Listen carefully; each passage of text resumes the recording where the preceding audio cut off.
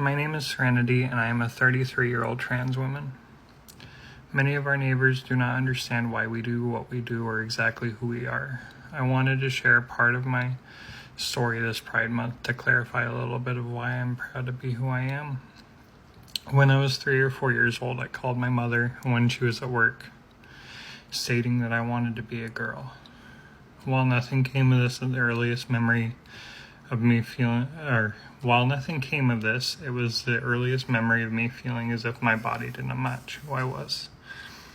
And when I was 11, I started struggling with dysphoria, even more than I had in the past.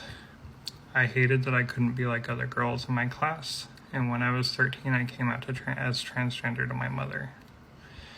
While she was supportive, she passed away a few months later, leaving me to the foster care system. I had to either go with a foster care family or with a family that I already knew from my mom's previous marriage. I chose the people that I already knew, but unfortunately when I tried to come out to them, they weren't as accepting. I wrote a letter to my step-grandmother telling her how I felt. She left me another letter on my bed stating, what was she supposed to do? Dress me up in frilly clothes and let me be who I was? No, that wasn't right. And if I acted on it, I would be kicked out of their home. And so I kept that letter to myself for years. I spent the next few years confiding in my friends. I did everything I could to not be home, but when I had to, I pretended to be a devout Mormon to appease their beliefs and to be safe. I became a swim team captain, played water polo, and I was president of the FBLA in my high school. I had a job as a stage tech and a lifeguard, and as soon as I graduated, I started searching for ways to start hormone replacement therapy after I moved out. While I was prescribed medication at the time, it wasn't nearly in the correct doses. I found it difficult to find therapists who would listen to how I felt, and doctors who knew exactly how to treat transgender people.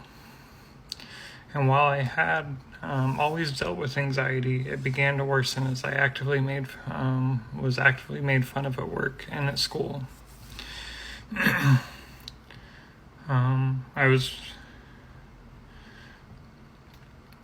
I had college students target me, and it was not a great time in my life. It was very, very dark for me. As I did not quite fit in, I dropped out of school after 2 semesters. And while I have continually tried to go back, I have yet to be successful.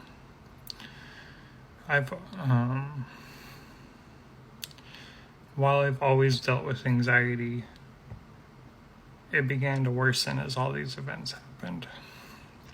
It took me until the age of 24 to find a doctor who had been trained in transgender care.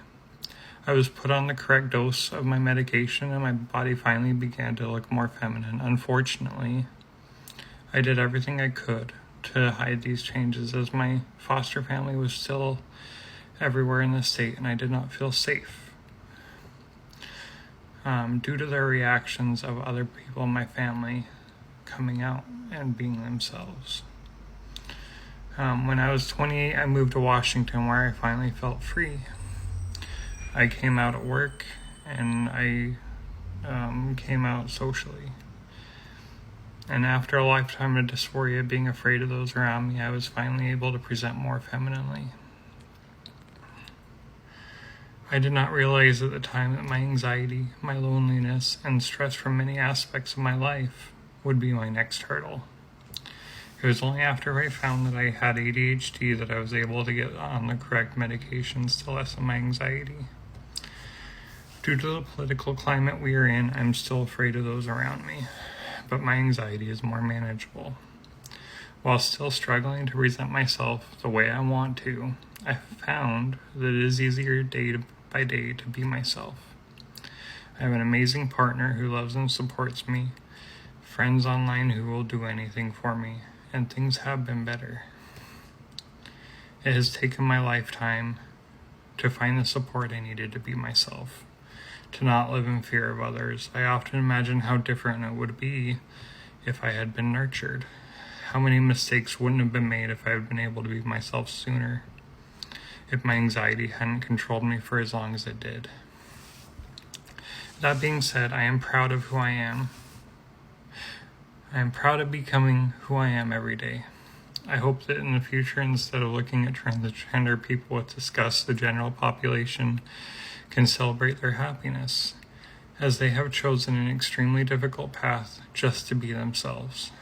While some people detransition or choose a different path, it is not a phase for a bulk of our community. We have felt this way for our entire lives. We just want to exist, to live life as we know who we are, and we want to live our truths. And with that, I hope everybody has a happy Pride Month.